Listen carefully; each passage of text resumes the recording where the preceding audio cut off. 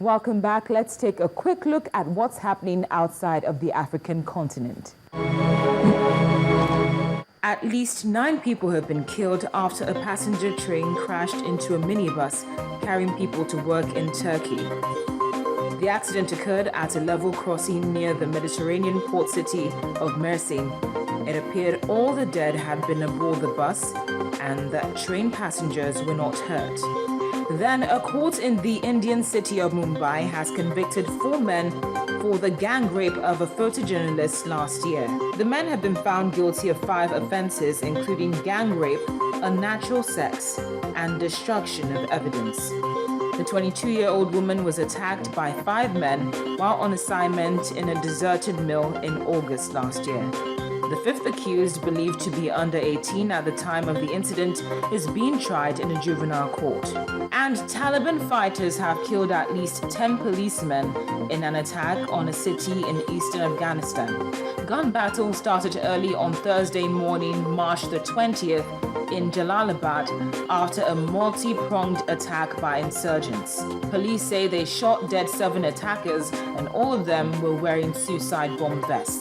The attack comes after the Taliban vowed to disrupt the run-up to presidential elections in the country on the 5th of April. Now, threat to security is something which literally every country has to deal with, and Kenya is no exception. Fortunately, the plans of 2 men were foiled when Kenyan police arrested them when they suspected them of having links to Somali Islamist militant groups after they were tracked and found to have 6 large bombs that may have been aimed for use in the area of the port city of Mombasa. The vehicle the pair was believed to have been driving was seized near Mombasa, where heavy explosives and automatic weapons were found concealed inside. Police recovered 6 large improvised explosive devices or handmade bombs, various assorted bullets and hand grenades from the men. Mombasa County Commissioner Nelson Mara explained how the civilian vehicle that was seized had been heavily armed. It was not just a normal vehicle. The vehicle was carrying 7.62 millimeters rounds of ammunition, 270 of them, 6 cylinders of explosives, 6, not 2. In the morning, we had not gone through the vehicle thoroughly. Now we can confirm to you 6 cylinders of powerful explosives. The Somali Al-Shabaab Islamist group has claimed several attacks on Kenya in the past. After a September raid by gunmen on a Nairobi shopping mall that killed at least 67 people, the group said it planned more attacks.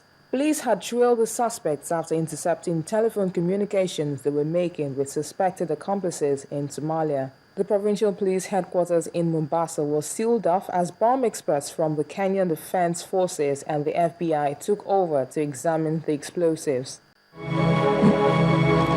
While the search for greener pastures was this close to leaving about 596 people dead.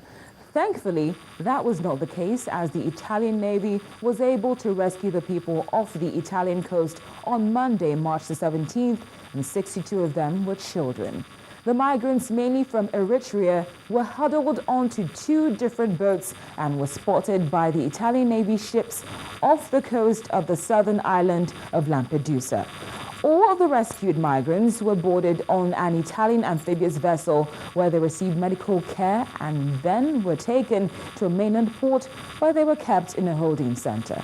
Now, if you think that's bad, Italian naval and Coast Guard vessels rescued more than 2,000 migrants traveling in boats from North Africa over the past 48 hours. For the past 2 decades, Italy, Greece, and the Mediterranean island of Malta have borne the brunt of migrant flows in the area and have urged the European Union to make a more robust and coordinated response. Now in Egypt, it's very unfortunate, but 2 Egyptian army officers and 5 jihadist militants have been killed in a gunfight that erupted during a raid north of Cairo. The brigadier and colonel, both bomb disposal experts, took part in the raid on the warehouse in Qal-Yu-Bi-Ya province, along with police and special forces. Bombs were detonated during the ensuing battle, which lasted for several hours. The militants were from Ansar Beit Al-Maqdis, which has claimed responsibility for a string of attacks. The Al-Qaeda-linked group, which is based in the Sinai Peninsula, is believed to have killed more than 200 security forces and government personnel since the military overthrew President Mohamed Morsi back in July 2013. That's very unfortunate, but after the break, there's some good news from Egypt. Do join me again in a moment for all the details. Welcome back to Network Africa. It's now time to step away from all the chaos, violence, and politics and take a look at the lighter side of life. Egyptian adventurer and mountaineer Omar Samra will soon become the first Egyptian to travel to space after winning the Axe Space Academy competition. Samra is among 23 winners of the competition who are set to be sent into orbit in early 2015 in a journey he says has been a lifelong dream.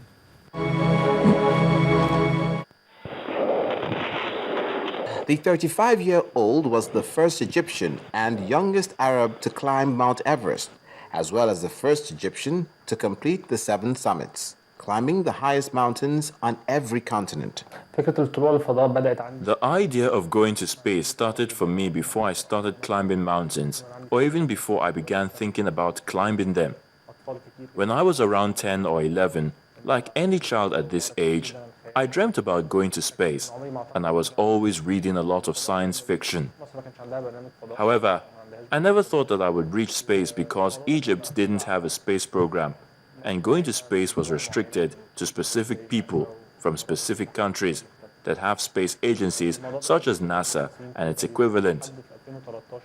This idea remained for several years until February 2013, where a competition started from the Unilever Corporation with a Dutch-American company called Space Expedition Corporation to give anyone the chance, regardless of their work field, experience, or even who he is, to reach space.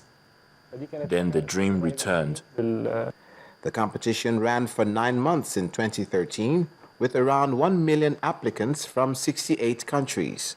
The first phase was based on the number of votes each applicant will receive, where they each had to create a profile and give their reasons to convince people to vote for them. This phase whittled the applicants down from 1 million to thousands. The high number of votes which Samra received in the first phase allowed him to skip the second stage of the competition and go straight to the final stage. 110 people made it to the third and final phase of the competition, which was held at NASA's headquarters at Cape Canaveral. They ran us through 6 tests: zero-gravity tests, G-force tests, fighter jet plane maneuvers, physical tests, durability tests, physics, and space general knowledge tests. According to the results, they then picked 23 people, and I was the only Arab to be picked to go to space.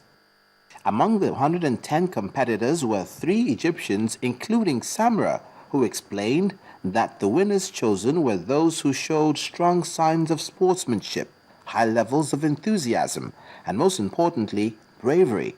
He is preparing for the North and South Pole expeditions, which, when combined with the 7 summits, is known as the Adventure Grand Slam. Well, that's where we draw the curtains on this episode of Network Africa.